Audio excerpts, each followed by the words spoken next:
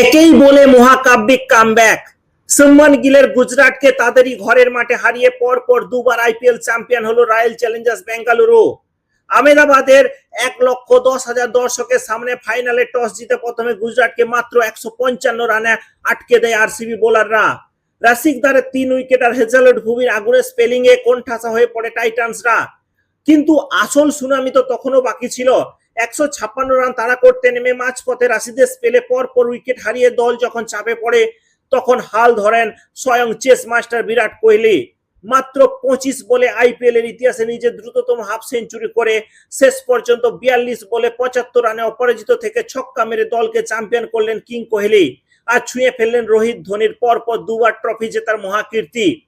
কোহলির এই অতি মানবীয় ইনিংস আর আরসিবির ব্যাক টু ব্যাক ট্রফি জয় আপনাদের কেমন লাগলো কমেন্টে আরসিবি ভক্তরা ঝড় তুলুন।